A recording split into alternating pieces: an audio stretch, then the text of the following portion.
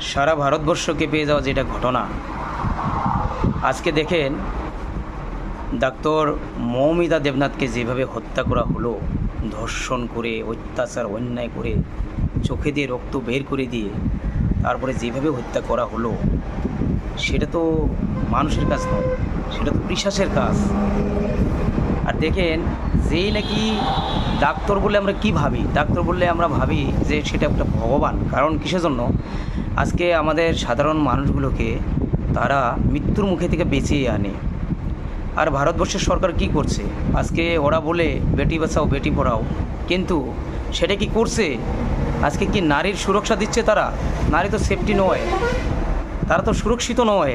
সেটা খুব লজ্জাজনক কথা।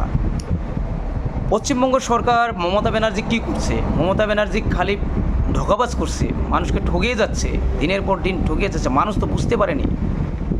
আজকে তো পশ্চিমবঙ্গ সরকার, মমতা ব্যানার্জি তো পদত্যাগ করতে লাগে।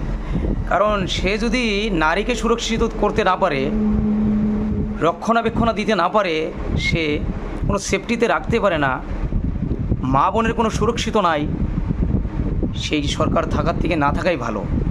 কারণ ও তো খালি ঢুল বাজাচ্ছে, ঢুল বাজাইয়ে সরকার চালাচ্ছে। ওই কোনো তো নারীর কোনো সিকিউরিটি নাই, নারীর কোনো সুরক্ষিত নাই।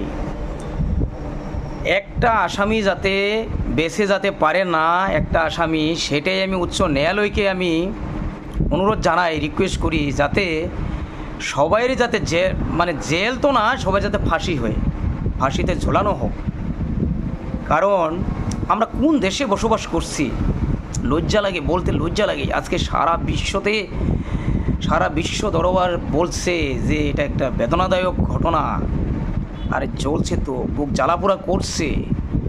সেটা আজকে ডক্টর মৌমিতাকে হত্যা করা মানে কি? আমার বোনকে হত্যা করছে।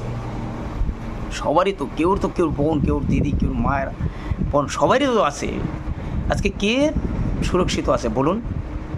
আজকে এই ঘটনা যখন হবে, কেউ কি সাহস পাবে এই ধরনের কাজ করার জন্য? তাই উচ্চ ন্যায়ালয়কে বলি যে কেউ যাতে বেঁচে যেতে পারে না, সবাইরই যাতে ফাঁসি হয়।